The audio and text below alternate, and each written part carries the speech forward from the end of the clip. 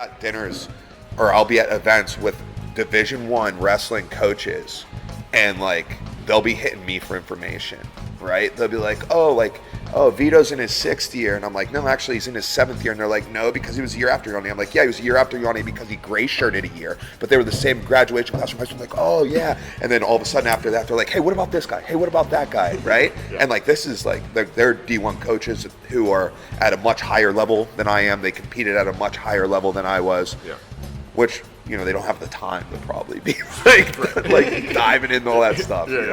But yeah, that's what I do for my hobby. Cool. So that actually, I made a video here not too long ago about people making comments about the stand-up, like in some of the videos that we shot here. Like I think maybe like a long time ago, one of ours, but like definitely me and Ryan and like everyone. But it's like, so what's your response to Dude, it's just like people don't know what they're talking about, and they just don't. And like, you can come wrestle me, dude. You can come wrestle me, because here goes what's gonna happen. Like, I wrestle with very good wrestlers all the time. We have several. I was Division III wrestler, which is like nothing to like laugh at. We have several Division I wrestlers down here that I wrestle with all the time, and dude, guess what? They seek me out for wrestling advice. You know what I mean?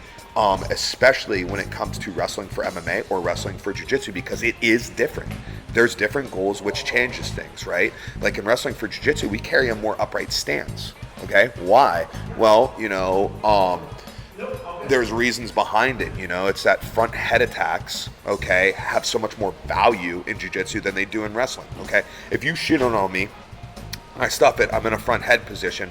What are my goals in wrestling? My primary goal is to spin behind you to secure the takedown, right? So to counter your shot, secure the takedown. Some secondary goals that I may have there are taking you straight to your back. Like maybe I go like with like a chin and arm cow catcher, driving you straight to your back. Maybe I get crazy and hit a mixer and things like that. But those are more like high reward, lower percentage moves, like riskier moves. Like I think everybody would understand what I'm talking about.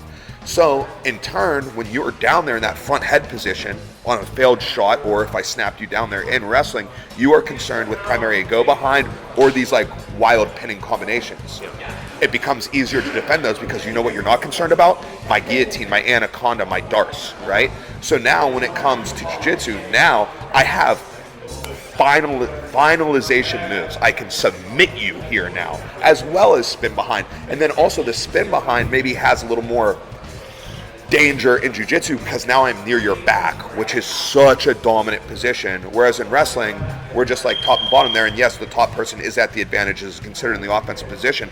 But when it's time for choice in between periods, people select bottom. They choose to start on the bottom, right? Because it is a position that can be scored from.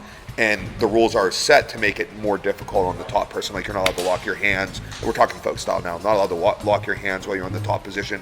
And that's because of how difficult that would make improving your position from the bottom. Right. Guess what? We can do it in jiu-jitsu. So that makes it more of like a threat for those positions. So we tend to gravitate a little bit more towards lower risk attacks because of how severe the risk is. So we're a little bit more snap down, slide by, foot sweep heavy, as opposed to in comparison to wrestling.